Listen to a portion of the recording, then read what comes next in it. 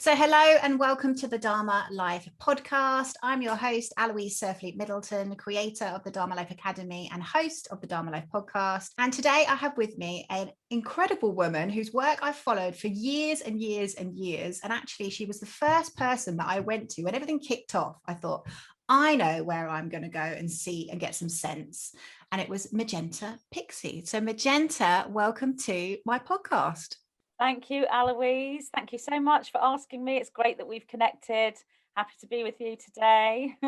Yes, thank you so much for joining us. We were lucky enough to meet, weren't we, through the lovely, obviously I knew of your work, but meet through the lovely Charlie Freak on a divine feminine round table. And for those of you that don't know, I'm sure most people do, but if you don't, Magenta is the channel for the White Wind Collective. And you've been doing that for how long now, Magenta? Well, online since 2008, but obviously privately before that. But yeah, I've been online since 2008, delivering the messages on YouTube. And thank you for your messages, because I know it's been a massive comfort to myself, alone everybody else watching this. So you just to acknowledge that and to really say thank you for the work you're doing, because I think at the moment people do need that grounded support that you give them. Oh, thank you. Now that means a lot to hear. No, my pleasure. Absolute pleasure. So I would love to pick your brains, Magenta. I've got loads of questions. As I said, I asked my community about what they would like to ask you. And there was just so many questions, but I've gone through and filtered the best ones. So we are in this incredible time at the moment, astrologically. There is a solar eclipse tomorrow. It's when we're recording this, the Ring of Fire. Obviously, we've got all these planets in retrograde. So I would just love your thoughts, because we were talking before we came on about, this is the culmination of a karmic cycle as well. So I'd really just love your thoughts on what is happening on the macrocosm and what is happening in our own, microcosm in our personal lives. Yeah, great question. Well, I'm told everything that is happening on the global stage, if you will, is a complete reflection of everything that's happening cosmically and astrologically. But we are all creating this multidimensional reality in the physical world. So if you look around, you will see people that are fully, I won't say stuck, but they only really access the third dimension. And then you've got people who are accessing more than that, harmonics above the third dimension into the fourth dimension, harmonics above that, just a model to explain this. And then you've got individuals who are at the higher fourth dimensional level and fifth. And it's been something that we've talked about in an intellectual way and in a spiritual way and in a philosophical way for years and years and years as a human race. But now it's playing out physically. And these eclipses are really, really powerful. The total lunar eclipse on the 26th of May, and then we have the solar eclipse tomorrow. And we're going into that energy today, in that solar energy today, which kind of peaks tomorrow. This sort of ring of fire energy, this is very much about taking that energy, connecting with it. But that fire is, I'm told, like a plasma or a photonic light. And we were talking about this karmic accumulation of integration. But if you look further with that, what this really is us connecting to our divine memories, and not just memories of who we were in other past lives, memories of who we are on a group soul level. Those who are in 5D are the only ones that are able to actually do this consciously, but it's filtering down into all the other individuals on the planet as well, which is creating an internal confusion. And of course, this is playing out in the third dimension, as I've said many times before, complete chaos. And we have other groups that don't want this awakening, that they don't want us to connect with this higher plasma light that's going to transform us into these light beings. They don't want that to happen. So they're using this whole scenario to try to hijack it. So what they're doing is looking at the organic presentation, and then they are creating like a false presentation, if you will. It's almost like, let's say somebody wrote a book about multiple prophecies, 10 prophecies, let's say, for example, absolutely organic and going to come to pass. Mm-hmm. It's like what they've done is taken the prophecies and fulfilled them all themselves in a Right. fake way. And Right. so they're taking advantage of that. So we have got so much going on right now on the global stage in this multidimensional way. And it is not easy to be grounded in this, and it's not easy to keep a clear head. And those that have the dimensional viewpoint are the ones that are, I won't say sailing through this because it's exactly like that, but those in the fifth dimensional consciousness are finding, if you will, the open-hearted space and the joy and the togetherness and the connection through this, despite all these terrible things that are going on that appear to be dire, if you will. Those individuals that are truly anchored within the fifth dimension and are able to embrace the third dimension as well, they are finding things much easier and they're able to access these higher energies. Now, this is going to increase even more with this solar eclipse tomorrow, because people are waking up all the time. And I don't just mean their awareness or their thoughts, their energies are waking up as well. So more and more people are connecting with astrology, and even if they don't intellectually understand it, they're feeling the energy. People are becoming empathic, which is difficult for those in 3D because they're empathizing with energies that are lower and negative and dark. But there are other individuals, let's say for example those individuals who choose not to take the Maxinated juice or you know, Jezebel juice or Maxine or V or whatever you want to call it. Those that choose not to take it, but they don't know why. They don't have any awareness of ascension or spirituality, but they just feel inside intuitively, it just doesn't feel right to them. Those individuals are becoming empathic, even though they may not know this intellectually. And then, of course, we will have at some point individuals who have taken the Maxinated juice that also do allow themselves to be receptive to these energies and wake up to a certain extent as well. And they will then change their pathway, even though they may have missed that physical choice, which is the physical choice for ascension or not, as in, do we access those memories or not? So tomorrow is so significant because it is bringing that photonic light, that cosmic memory, that plasma, bringing it physically to us. This is an antimatter reality. It's something we can find within. But the ring of fire at the time of the eclipse presents it physically. It creates a physical energy. It makes the plasma real, if you will. And so we respond within our DNA with this fire, but the 9-spell fire, PHIRE, as well as FIRE, because it's this mathematical frequency that takes place within the DNA that takes us into this memory. So yes, tomorrow is a powerful day for those who are able to connect with that energy, and even for those who are not. But those who are caught in the third dimension, and those who have perhaps taken this Maxinated juice, and those who are not receptive to these higher energies, the ring of fire is going to be difficult for them to handle those energies, because it's a huge amplifier of everything. Fantastic. We were told this before. The 9 were talking about this amplification of the ascension times before last year, before the beginning of 2020, before all of this happened. We knew that there would come a time where it's like this huge solar light is being shone on everyone, and all of their matrix, all of everything that makes them who they are is brought up to the fore.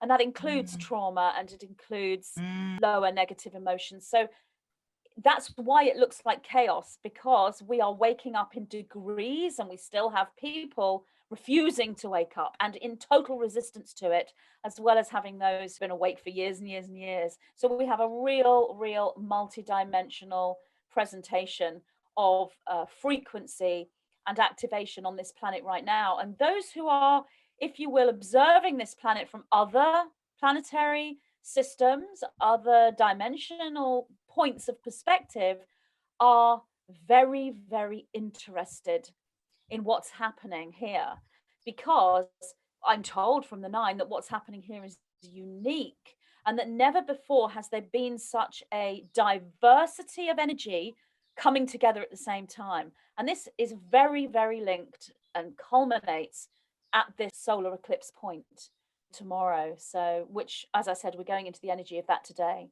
So powerful energy. Yeah, fantastic. And the way I understand it is it's almost like, obviously, you were talking about the negative kind of lower level energy inside of people coming up, because as higher energy comes in, it almost has to sort of push up and out anything that needs to be healed almost and seen. And what I've witnessed is, I feel like that was my journey however many years ago. I could go through that now. So you and I have gone through a lot of that, so we can be the way showers to people and show them actually it's okay. When you do your healing work, when you take self-responsibility, you can actually create an incredible life. And we're waving that flag and saying, come this way. Exactly. And we didn't necessarily want to do that on a conscious level. We didn't necessarily sign up for that on a conscious level. Of course, we, from the higher perspective. But obviously, those individuals that are sort of showing the way, as you say, way showers, they would have gone through this years before. So that was very difficult for those individuals because it wasn't happening collectively. So they were going through an individual process that was so far removed from how the physical reality was presenting. Most of those individuals, potentially all of them, will have at some point have thought to themselves, am I going crazy? Or am I actually crazy? Am I mad here? What's wrong with me? Because it was so out of place. But obviously those individuals had to go through this earlier, so that when the time came that the collective would go through this, they were already in a place where they'd been through this and were able to help the others through. And that's really what it's about. In multiple degrees of individuals who are awakened in all different walks of life, in all different ways, in all different subject matter, in all different systems. That awakening is there. So what it means for everyone now is anyone who wakes up, they will be able to find a person to support them straight away and very quickly if they align themselves with needing and wanting and desiring and calling for someone who can assist them through. They will find that, whereas we didn't necessarily have that. Some of us were alone. Some of us were lucky enough to have one or two that were like us, but there was a reason why we had to be separate, because we hadn't moved into the full memory of everything. All we had was this imprint which was saying to us, I need to connect with my tribe, I need to connect with my soul people. Where are they? And we had to hold that knowing, but not activate it until kind of now. And that was difficult for the starseeds because many of them knew that they were supposed to connect with their tribe in childhood. And they couldn't find their tribe in childhood. And they knew that they were out of place even in their own families. You just described the first 25 to 30 years of my life, I think then. That's it. Yeah, like nervous breakdown at 21, drug and alcohol problems, depression, and then always felt weird, always felt different, never fitted in. And it was only when I created an organization in my late 20s, early 30s of starseeds and transformational leaders that I felt like I'd come home. But now I know it's the best training, because obviously when somebody comes to me, I know exactly what they're going through and where they're at. And the empathy that it builds for us is incredible. And do you mind expanding on, because we were talking as well about past lives and karma, because I also feel like what I can feel and see and witness and observe in people around me is it's almost like we're straddling two worlds at the moment. And on a kind of personal level as well, it's almost like the pressure is building and we're kind of leaving our old life and going into our new life. Like a lot of people I'm seeing obviously leaving their 3D jobs and wanting to build more into the 5D, their purpose. But it's like this pressure is building, and I feel like we are coming to the end of a karmic cycle. But I would just love to get your opinion on that. We absolutely are, because that is the ascension, that is the whole singularity. We're all going back to 0 point. But as I said, it happens in degrees. And with karma, people misunderstand, and feel that karma is some kind of punishment. So if you do this, you get that in return. Whereas it isn't really like that. Karma is simply the law of balance. It's an energy that you create through living your life. Now, those who have gone through this process and are now embracing the 5th dimension, once they're in 5D, that doesn't mean you leave 3D behind, but once they are in 5D, when they are in the 5D perspective, which is akin to and not fully a 0 point, but the 0 point is found within that fifth dimensional experience. When they are there, they're said to be, if you will, karma free. What that really means is they are not accumulating more karma because they're in a neutral zone in the way that they are living their lives. And because they're in service, any karmic energy that they're creating is predominantly very positive. And even if they may make, if you will, a mistake, and there is no such thing really, but even if they sort of go off track slightly, because predominantly their energy is in service, they're balancing that out. They are individuals who have polarized within the service to others vibration. They've polarized as positive beings. So they could be said to be karma free, which is simply just a term to explain that they're not accumulating more of this equal and opposite reaction that is there for lessons and learning. That still happens, but it happens in a different way in the fifth dimension. It's instantaneous. So when you put something out energetically, it's there as a mirror for you almost immediately. I've Creating your that. reality. Exactly. You're creating your reality, but you are seeing the creation simultaneously as you create. So the creation and the creator become one. Those who haven't quite got there yet and who are in this third dimensional existence and haven't sort of woken up or dealt with any shadow work or working with their traumas, that's why things are so difficult for them, because they are now coming up. and it's not. Yes, and on the one hand, this solar energy, this fire is shining a light upon those traumas, but on the other hand, there is a hijacking going on, as we are all fully aware. So it's much more difficult for them to find the way to be receptive to this energy, because they're being hijacked all the time, every single day, with everything that they hear in the false narrative reality, and everything that they do, and all the thoughts and beliefs that they hold are perpetuating this false reality. So they're caught in a karmic cycle where they can't become, if you will, karma free like us. So what the nine have said is, if you want to look at that in a wider perspective, we are taking on, if you will, the karma of others. Now, that doesn't necessarily mean that literally. If somebody else does something bad, we're not being punished for it. That isn't what it means. But what it means is those that are in that fifth dimensional consciousness together create this alchemical unification or network where we are holding that higher frequency for those who cannot. And we're always there for them should they find a way out of this hijacking. So there's multiple levels to this whole sort of karmic integration or karmic reintegration that is going on. And you can kind of feel it if you feel lighter and more connected with all things. If you feel that sense of unity, that's 5D, that's the 0 point, that's the karma free zone, the karma free place. But that doesn't mean we have escaped the third dimension, because we're still subject to 3D and we're still subject to what's happening, but we don't necessarily get caught up in the hijacking. We are able to see it, and we are able to find ways in our lives to bypass it. However, it affects us because it's affecting our loved ones.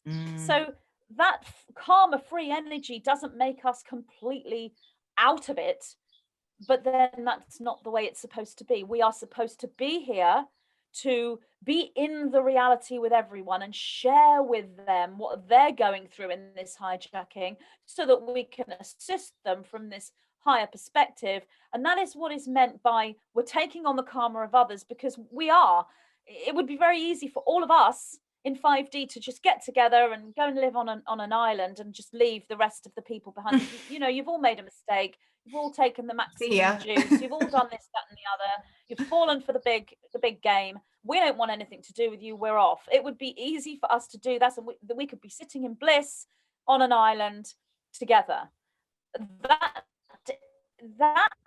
is something that's there for us in the future. I mean, we can do that, and there will be times when we do connect together in that way, where we leave everything else behind and we truly find our tribe after all these years. but we aren't supposed to just escape from it. We are supposed to be there. And for that reason, we do take on the karma of others because we empathize with them, especially when they're our family and they're our loved ones.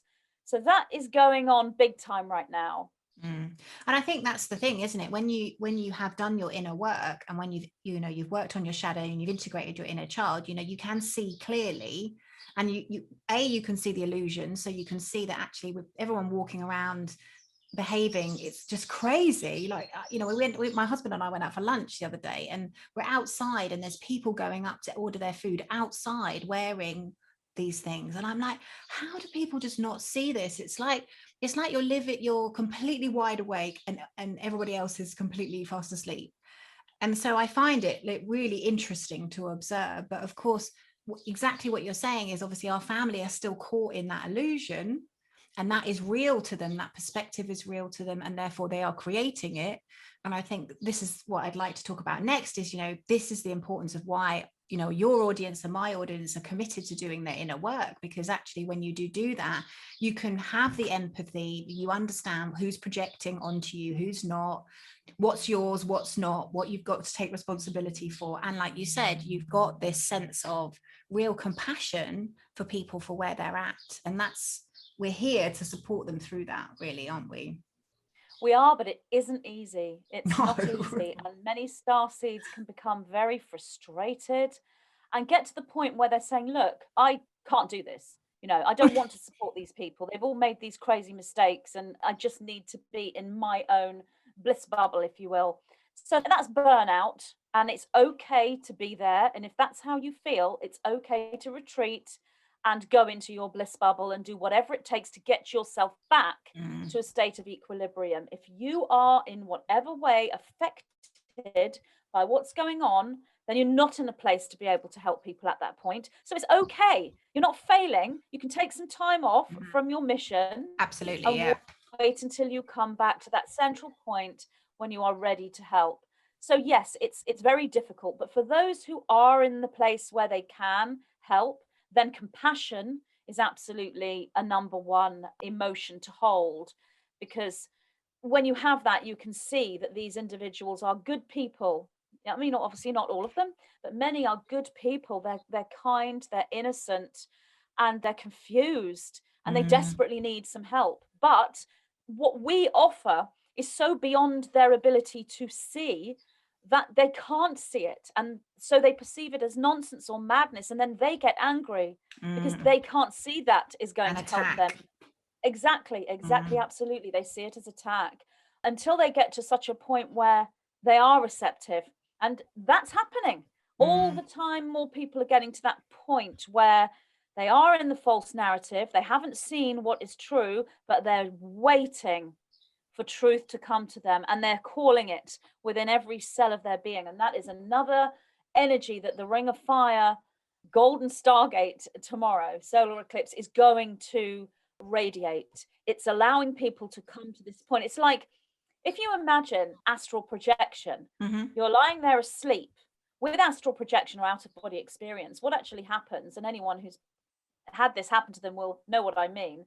You are lying there with your eyes open, looking around your room in your astral body while your actual eyes are asleep. Your physical eyes are closed, but you don't realize that because you've got these astral eyes and they're fully open and you're seeing everything. That's the higher activation of the pineal gland. But you haven't actually come out of your body yet and gone exploring around your house, or flown out of your window and gone exploring other planets or dimensions. You're just lying in your body. You think you're awake. You don't realize you're asleep. And at that point, you're looking around and thinking, I feel wide awake right now, but why does this feel strange? And how come my curtains are normally blue, but today they're pink? Why have they changed color? Why is there that ornament has moved, or something will be different? And then they come to the realization, I'm in my astral body. Or maybe they don't understand about astral projection, so they'll work it out for themselves through coming out of the body or whatever experience they go through. So it's the same thing. These people are living in the false narrative, but it's almost like their eyes are open to the fact that there is another truth, but they haven't quite taken the leap yet to discover what it is. Now, when they are in that state, they're in complete receptivity. And the solar sort of, I say solar flare, I mean, that is what's happening really energetically and in the photonic antimatter reality. We've got this photonic light surge, if you will, an inner solar flare that is taking place tomorrow with this eclipse. That allows those people to stay in that place for much longer periods. So instead of becoming receptive for a few minutes and then not, because they're focused on their everyday life and they haven't realized they'd come to that point, they'll stay in that receptivity to look for longer. And that is when synchronicity starts happening. And they happen to meet someone who is awake, who gives them the information that they're exactly looking for, or they find a book, or they find a video, or they stumble across our interview, or whatever it may be. So that's all set for today, tomorrow, and the day after, as a longer period of time that people are in that receptivity.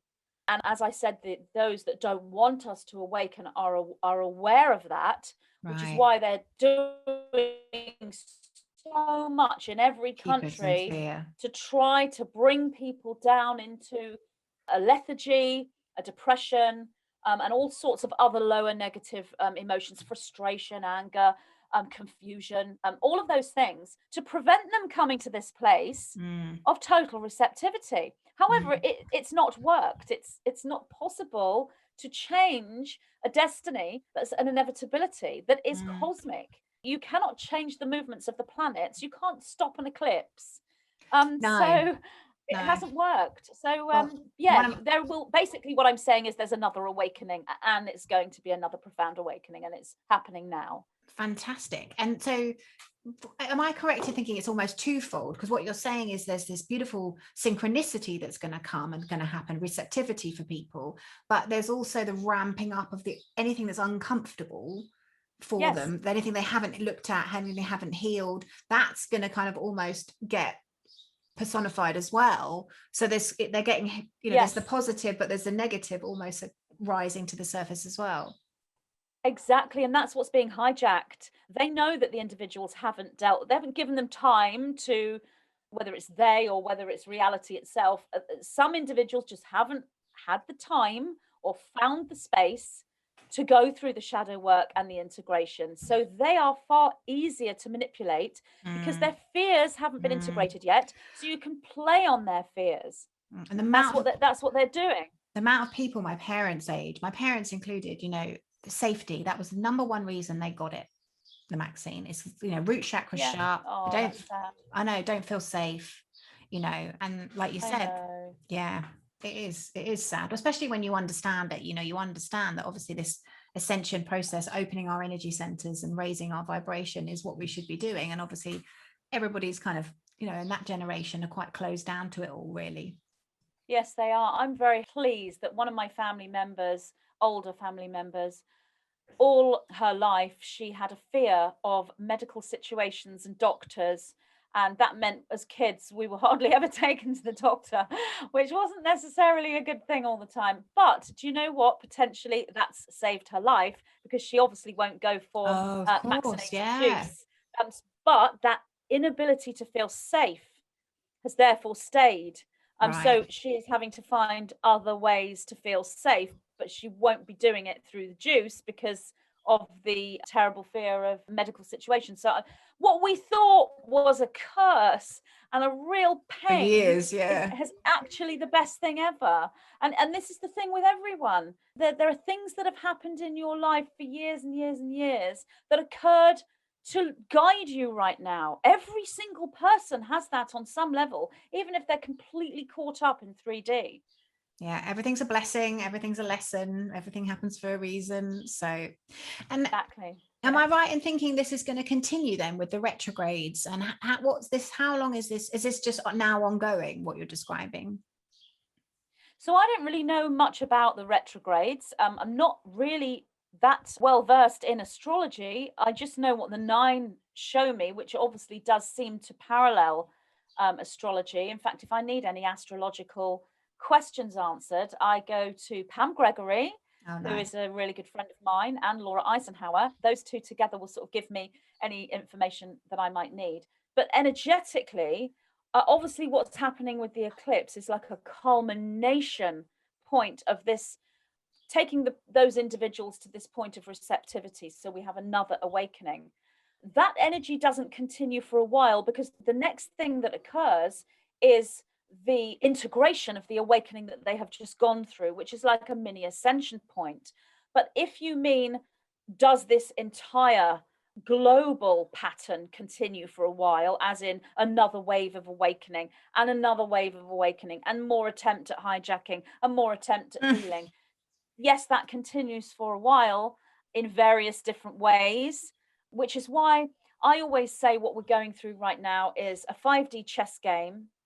And lots of people will say, oh, the light is winning, or white hats are winning, or patriots are in control. And whilst that's got truth to it in certain areas, it isn't really true on the whole full third dimensional play out, because there's still hijacking and power coming in from the other faction. Mm-hmm. So it's a 5D chess game with moves on either side, rather than either side being in control. However, if you do look energetically at this, the light is bigger than the dark. Yes, that's true. Yeah, that makes sense.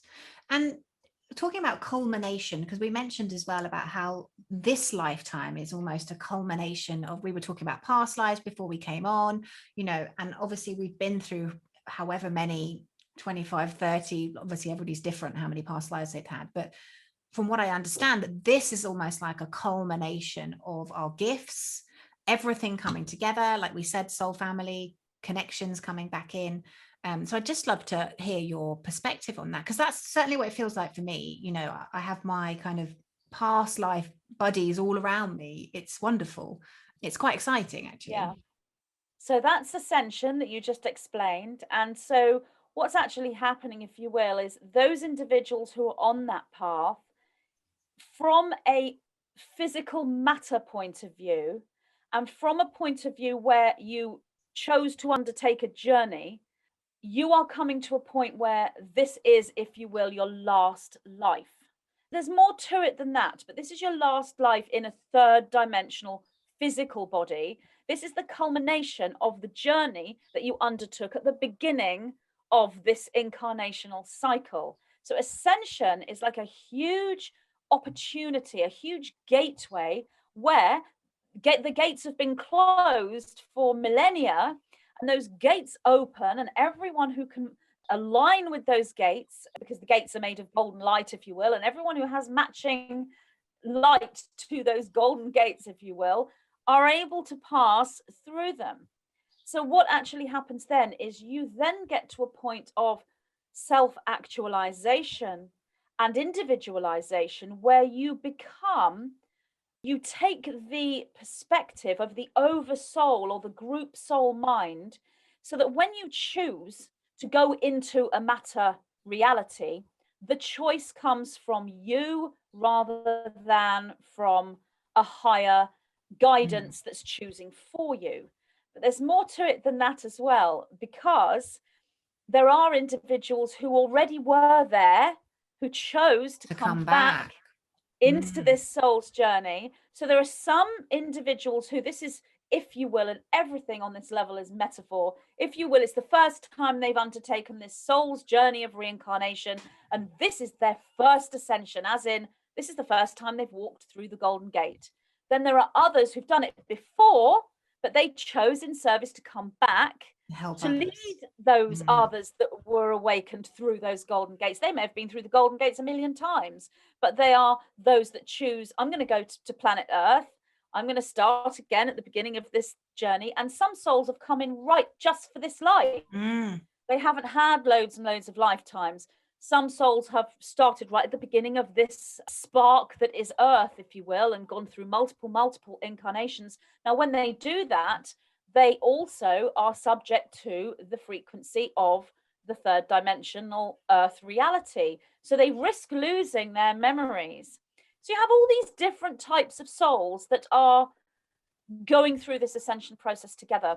So if you look at the individuals who kind of out there and in some way are teaching and helping large groups of others, they are most probably individuals who on a soul level have been through ascension before.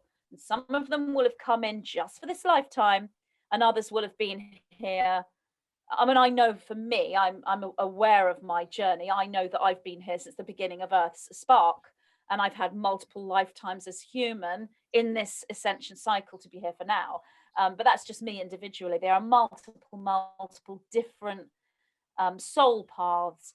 So it's a culmination, as you say. Absolutely, it's a culmination. And it's not just a culmination of that. It's almost as though there are multiple pathways, multiple journeys, if you will, multiple cycles, and they're all coming together into one movement that syncs up together. And that is the inevitability, which is this huge singularity or vortex that is galactic. It's within the DNA, it's consciousness itself. And this pulsing energy is pouring out of this central point of this singularity. And on a physical level in matter, that would be the center of our galaxy. That would be the central zone within our galaxy on a matter point of view. But it's more than that. This is actually an antimatter creation of this particular sector of consciousness, if you will. Hard to give it a name, but there are multiple of these spirals, of these vortices, and they all join together to create this big sort of flower of life. It's an infinite structure. It's a complete and utter unity. And we are branching off of one of them on a consciousness level. And we're all moving back to the center. So all the other ones, all the other flowers are us in different alternate realities. So an alternate Aloise, an alternate Magenta. That Aloise maybe she's got long dark hair, maybe Magenta's got a different outfit on, or is in a different house, or whatever. All of those alternate realities are all coming together. So the culmination you're talking about is absolutely quantum on all of these levels, and it's all culminating together at this point, which is why it's so exciting, and which is why you have these other galactic beings and intelligences and perspectives that are so interested in what's happening with 3D Earth at the moment. Amazing. So for our listeners, what should they be doing then to make sure that they are really making the most of this energy? How can they really be showing up and doing what they need to be doing? So it's tuning into self and having a really good connection with your intuition, because every single person's path is different. Every single person's path is unique. So it's tuning inward. And you're doing this in the moment, and more now than ever, because obviously we have all of these third dimensional challenges to move between and certain pitfalls to avoid, if you will. So we need our intuition now more than ever. So it's like, where should I be at this time? And there are multiple things you can do. I mean, you can sit in meditation. You can simply just sort of stare out the window at nature. You can go hug a tree. You can drink a really powerful green smoothie and allow the organic plant matter that you've just consumed to talk to you. One thing I do, actually, I do this on and off, but I've been doing this a lot lately. I have this little crystal skull. It's actually jasper crystal. And I've spoken before about how all actual crystal skulls are a network, and they join with all the crystal skulls. And there are actually some crystal skulls on this planet that were created for us now, and they are not of any earthly crystal. These are antimatter, multidimensional, extraterrestrial crystal skulls. And then all the little crystal skulls of any type will connect with them. So you can look into I mean, some people don't like doing this. If it doesn't resonate with you, don't do it. But it resonates with me massively. I absolutely love it. Some people will love the crystal skull work. It's actually quite a male path, I have to say. So the crystal females will love the crystals, but may not actually like the crystal skull work. Indigo females, that's more of a fiery energy, and it's the perfect work to do at the time of the solar eclipse. So I hold my crystal skull, get it in the view, and I look into his eyes, and then I allow myself to, through him, because this is an intelligence, this is a crystalline intelligence. It's like, if you will, the real technology, the real organic technology, the real computer is a crystal skull network. And so I look into his eyes and I will ask him, where should I be right now? What should I be doing? Do you have any advice for me? Can you assist me in this or that, or whatever it may be, either specific or not? So that's one thing I do. And it's with the crystals, that network is always there for you. So you can communicate with your crystal skull network whenever you want. But there are other things you can do. For example, bibliomancy with a book. Take a book that's meaningful to you, a spiritual book that you love, and hold the book and, flick through the pages, ask the question, and then land on a page and decide, now is when I open the book and I'm going to go on the left page and I'm going to go halfway down, and then read the paragraph or the word or the sentence and align that to the situation that you have in your mind or the question that you have. And you will find that with this, it's not something you can do all the time, because that is working on synchronicity, like a tarot card reading. You're using the book as a tarot card. So tarot cards or oracle cards are another thing that you can use for this divination. But these are energies you wouldn't use too much, because you have to know how to ride the waves of synchronicity. It isn't going to come at you constantly. It's a sine wave. So you would do bibliomancy every so often, whereas the crystal skull network is there for you all the time. Then there's dream divination before you go to sleep. Have the situation in your mind or the question, and then go to sleep. And then when you wake up, look at your dream as the presentation of the response. These things work. Yeah, everything's talking to you. It's just another way of discovering your intuition. That's the key right now. There is no should as to what you should be doing. If I were to say, oh, you should be meditating under a willow tree, or you should be staying away from vaccinated people and crowds, or you should be gathering with friends and having some kind of spiritual dance in the sunshine, there's no should. There's no should. It's what is right for you in that unique way with your intuition. And I think what you're describing beautifully is, when we are doing this inner work and we build this sense of connection, again, to our higher self, to our guides, we feel supported.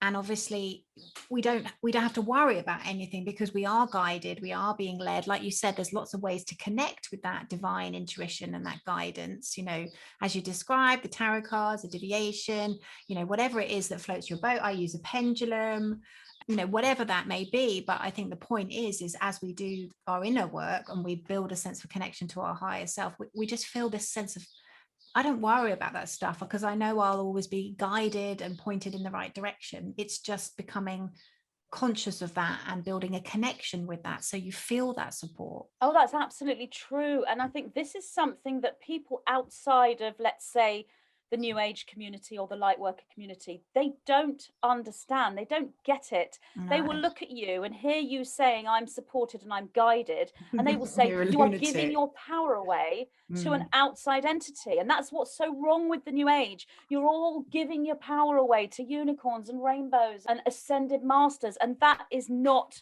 right. That's bypassing. Now, whilst that can be the case, that is not the case on a overall predominant level. Those people don't understand this movement. It is not that, because those guides and those unicorns and rainbows are you. And when you're aware that they're you, when you're aware that they're the subconscious aspect and they're part of your intuition, then you are in unification with them, and you're not giving your power away whatsoever. You are actually radiating your power and standing in your power. So and you realize that you are God. Basically, God is you and you are God. Absolutely. And I just got a lovely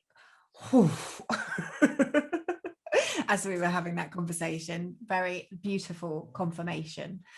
So Magenta, I could talk to you all day, because I just love your work, your stand for what you do in life. I really want to give you a chance to talk about your books, because is it 9 books you've written? I've got 5 books that are sort of out there. I've got 6 books sitting in my computer. A lot though, still. But 5. It's a lot of 5 are out there. Yeah, and so, obviously I've spoken about my books a lot. So very briefly, I didn't realize at the time that the information coming through was relevant for now. I mean, it's not just the books, it's the entire body of work on YouTube since I got online in 2008. Obviously, the videos and the books were relevant for then, but everything, as you were talking about culmination, everything is a culmination and leading up to this time period we're now in. So the books were written before everything sort of happened at the beginning of 2020, but they are very relevant for now, especially the Black Box program and the Rose Gold Flame as antidote, as that is specific to, let's say, electronic signals that can be put up in towers, and also to Jezebel juice machination chemical substances. So all of that was in that book, and that was already sort of written before everything happened yesterday. So the first 3 books, which I didn't know about, I didn't plan to write them this way. Everything came through from that perspective that I refer to as the 9. The first one I thought would be a video, and it turned out to be much longer, and I realized it was a book. So the first 3 sort of follow on, and they hold this sort of structure that is about mastery and the understanding and the connection with the matrix. So the first book, Masters of the Matrix, is about matrix awareness. What is your matrix? And your matrix is your soul. And the memories that I was talking about in the photonic light and that morphogenetic field that we are seeing in matter tomorrow with this eclipse, that is the matrix.